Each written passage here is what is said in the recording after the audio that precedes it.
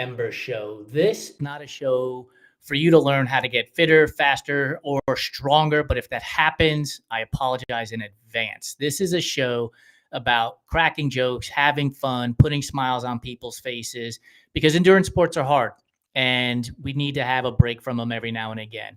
Today, I'm going to be joined by Kelsey Myers, who is the founder of Tortoise Sportswear and is also the first woman to complete 6 triathlons on 6 continents in 6 days. And if I tried to say that any faster, who knows how it would come out. So let's not wait any longer. Let's bring Kelsey to the show and let's have some fun. Hey, Kelsey, how are you?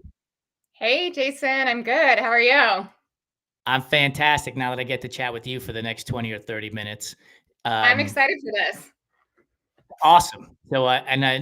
So for those of you who are listening or watching, Kelsey and I have chatted previously. We did a story on her that'll be on the Run Try Mag website here real soon. Today is November 26th, in case you're listening to this sometime into the future. So check out her story about Tortoise Sportswear and why she founded the business and what she's trying to do to help women in endurance sports. But today we're going to get to lean in a little bit more into her personality and find out more about her so that when you go shop at her site, you know who the owner is. So 6 triathlons on 6 continents in 6 days. What were the 6 countries you went to?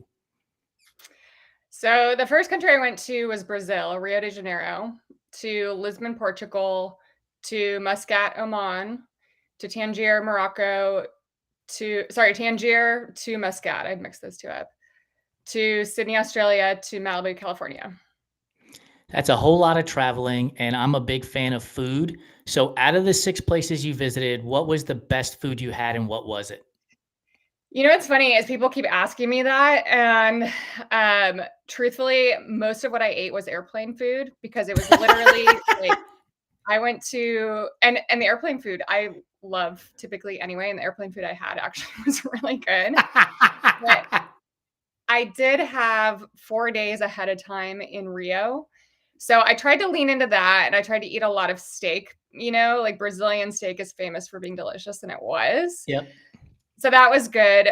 Also, I flew Oman Air to Muscat, and I had like the best lamb curry ever.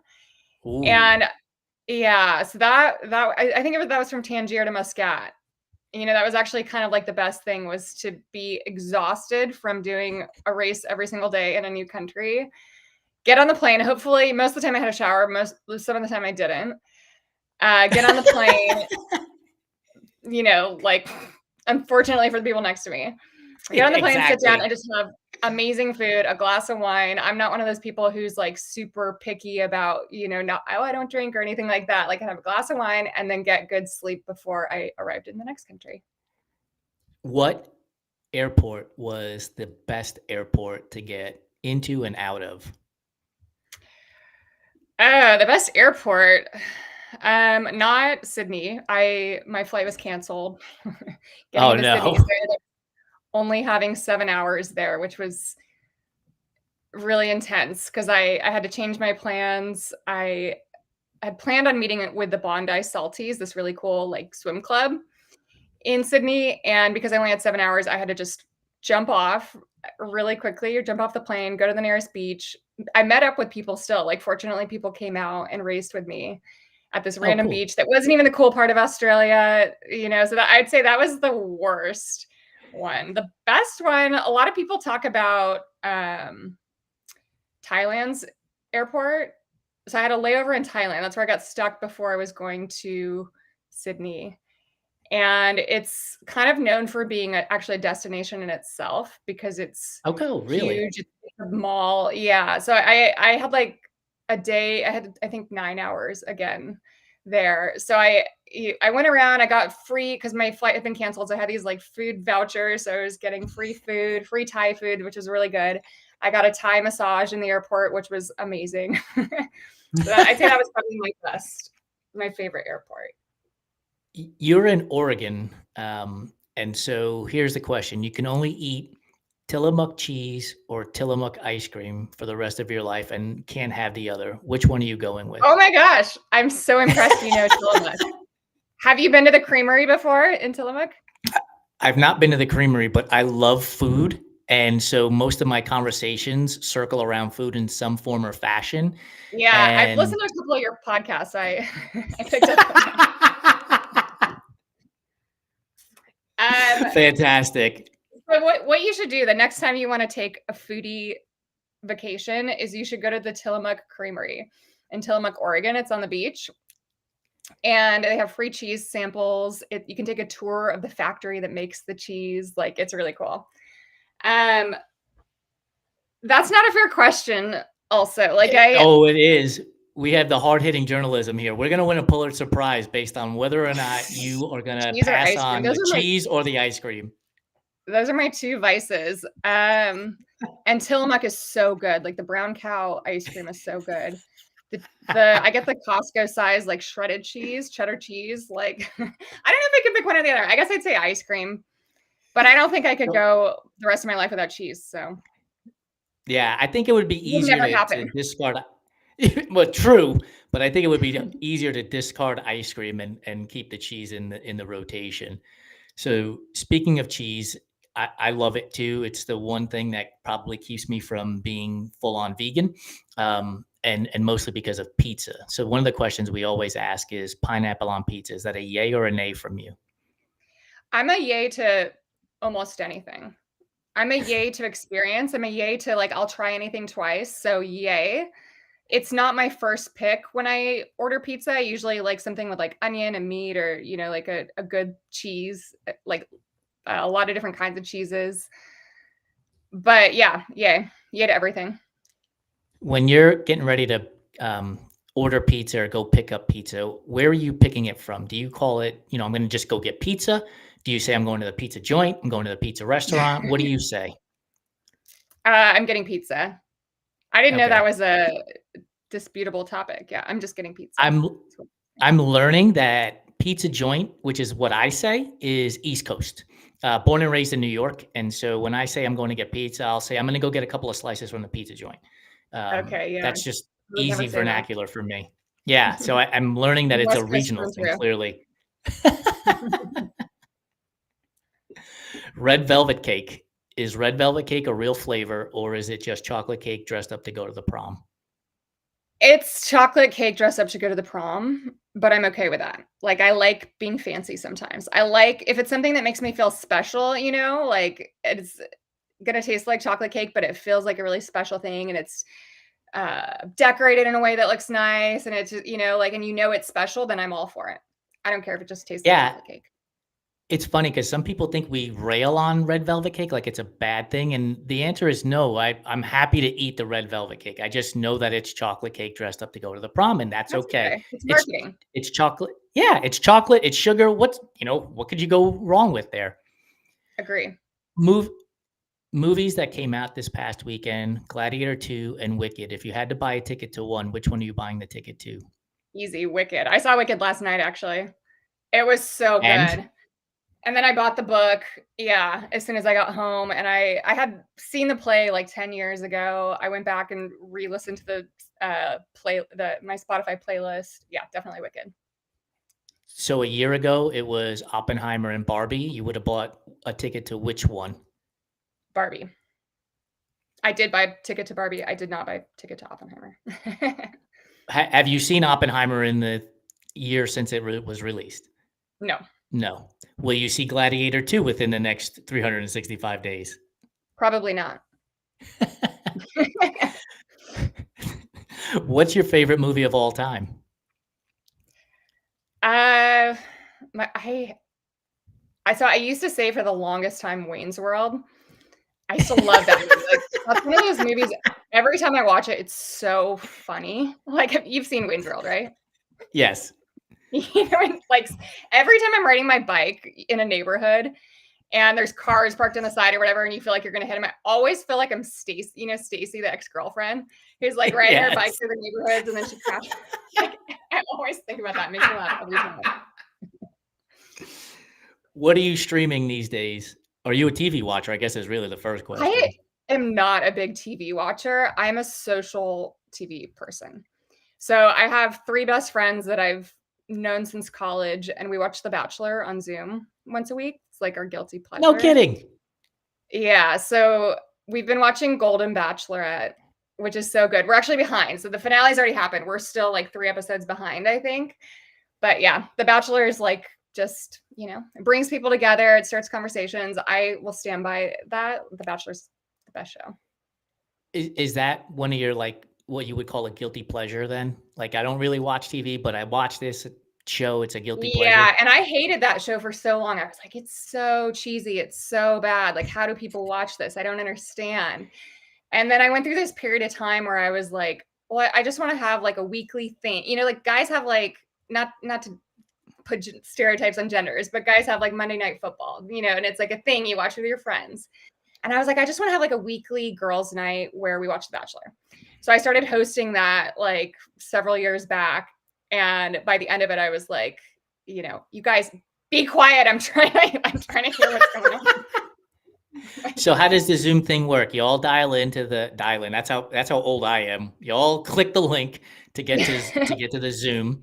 You're watching the show. Are you chit-chatting over the show while it's happening? Are you dialed in to the show and not like go ahead. We usually talk for like the first 3 hours. This is something that started in 2020. Remember the beginning of the pandemic when everyone was like doing Zoom hangs? So it started and it just hasn't ended. We've done it weekly since then. And it's kind of evolved into like folding laundry, doing dishes. Usually one person falls asleep at some point with the camera still in their face. Like, yeah. It's hard to even get through an episode because we end up just talking for so much of it. We're stopped at the commercials and chat. So you have to go back and rewatch it. We're just so far behind. Like the finales happened and we're 3 episodes. I know who won too, which is a bummer. I know who won and we're like 3 episodes behind. So will you even bother watching it, or will you just get on the Zoom chat and hang out with your friends? Oh yeah. I mean, I'm invested. I do care about the show. I'm interested. It sucks you in. I mean, The Bachelor is like a petri dish for real life relationships. There's things that you see, like obviously it's not real. I'm not saying it's real. Like it's kind of real, but not really. But there's truths that it brings up that are interesting where you're like, oh man, I've been in that dynamic with someone I dated, or I know someone who's had that kind of like situation in the background. And so that's what I think is interesting is it starts conversations about the things that are sort of like obviously dramatized. Obviously, we know it's like a fake little world, but it's really interesting and it relates to your life. Which of the 4 seasons do you love the most and why? Fall. 100%. I love fall. I love being in it right now. I love just cooking fall hearty foods like a roast chicken.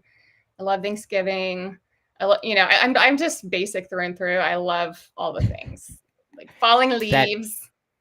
Yes, that weather. Fall breeze that comes with the rain when you can crank the window open a little bit and just feel it coming into the house. There's no better feeling, none whatsoever. Agreed. I'm with you on that.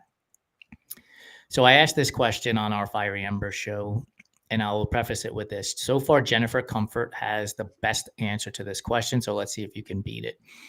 You are going to blast off into outer space with Matt Damon and go to Mars. And as you know in the movie, he only eats potatoes.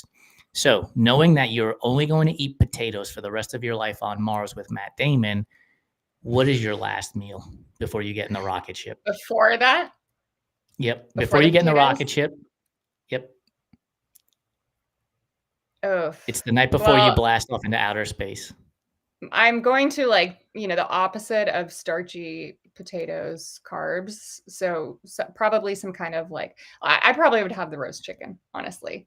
With I like to make it with I make it on sweet potatoes, onions, garlic, and then I put chicken broth so it gets very soupy almost, and then I roast the chicken on top of all of that and then stuff it with stuffing, homemade stuffing.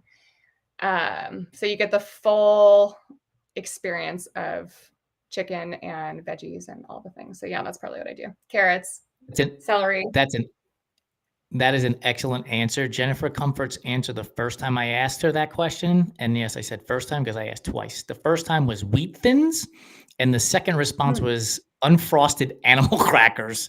And to this day, interesting.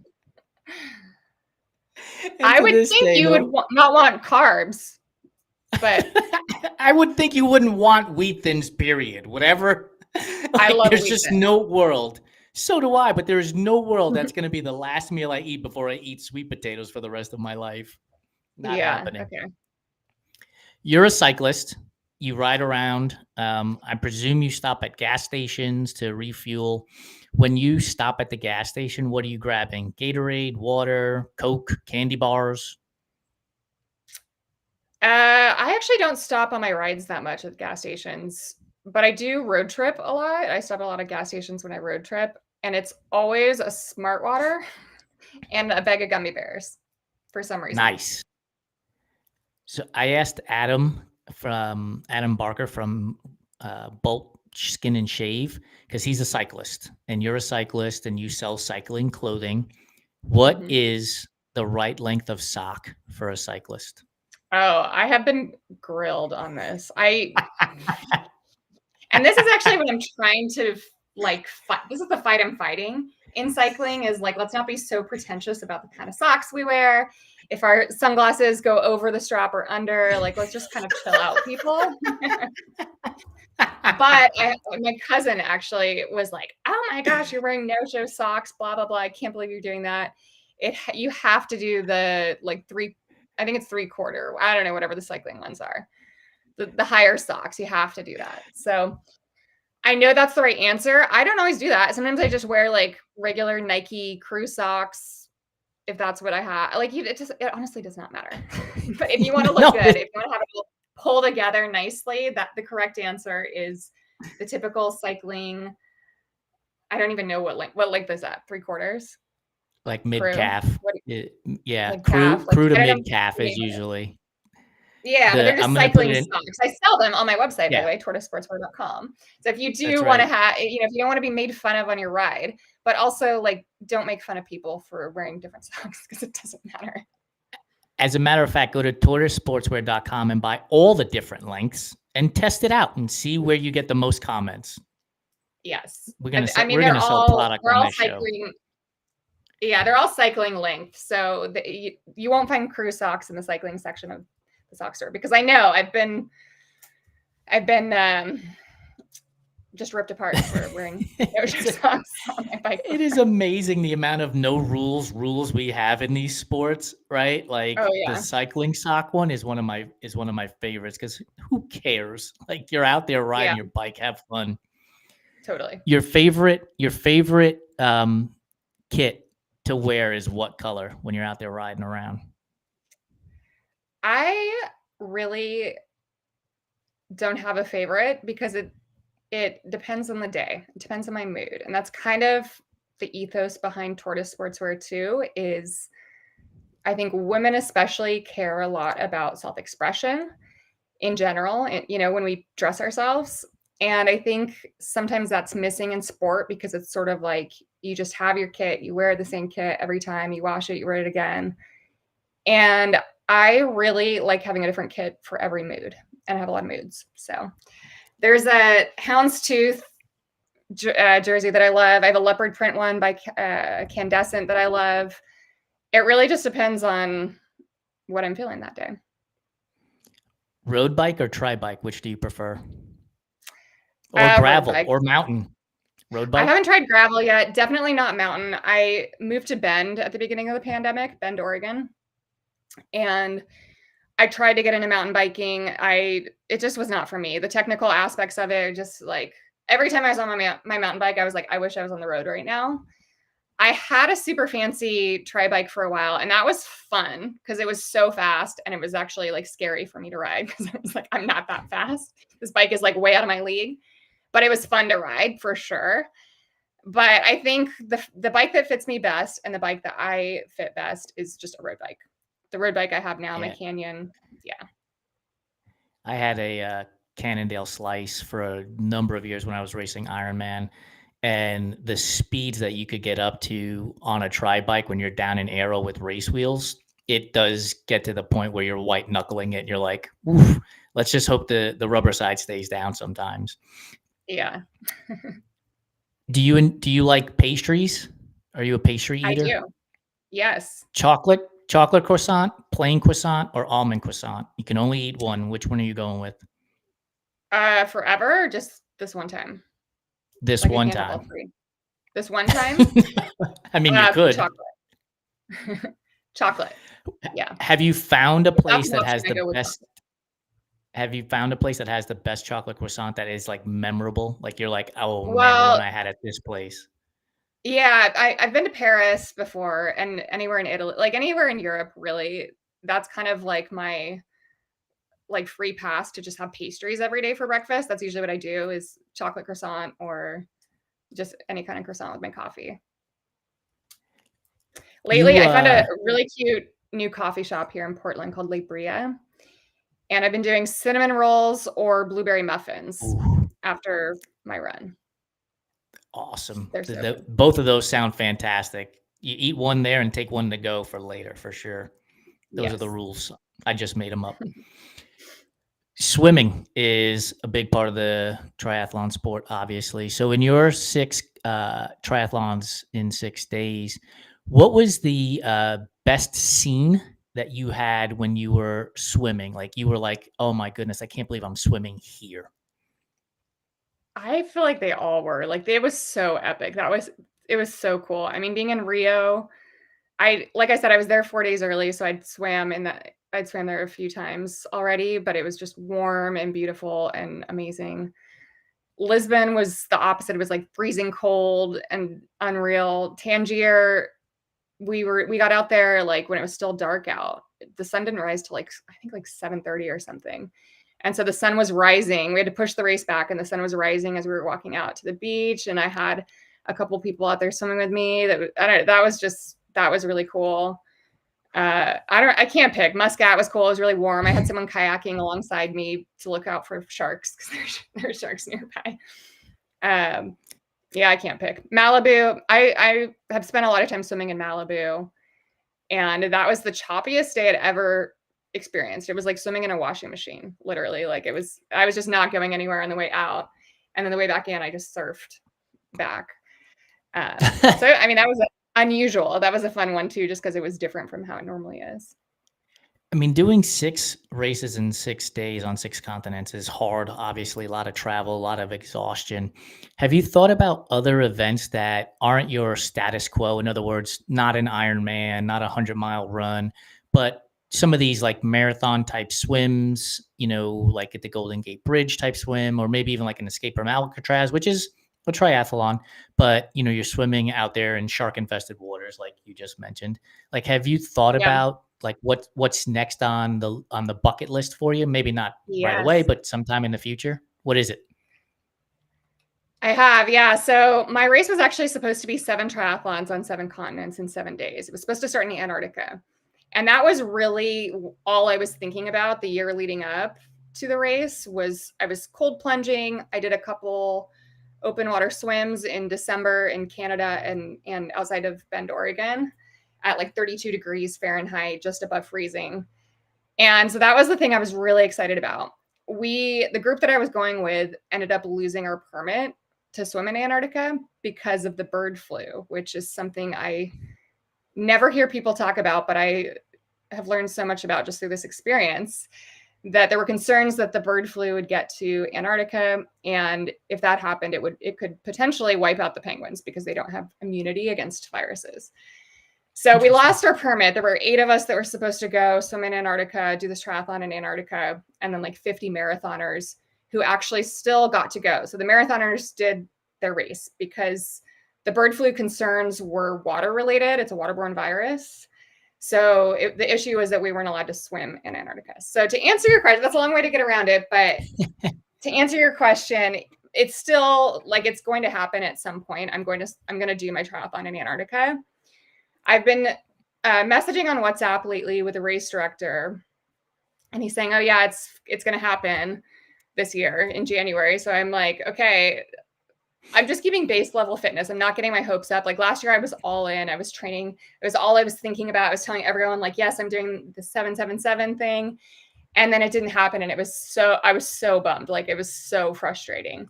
So right now it's on my mind and I'm like reminding myself, stay fit, stay ready for if it does happen. That way you can go. And hopefully it does happen, but I'm also not putting all my eggs in one basket there.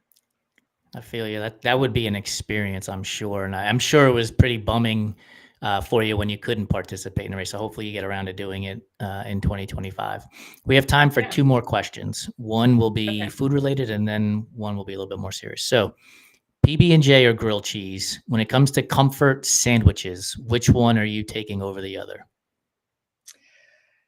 I didn't have a PB&J until I was like out of college, I think. I think I was like 27 the first time I had a PB&J, and I was like, this is incredible. What is this? It's so good.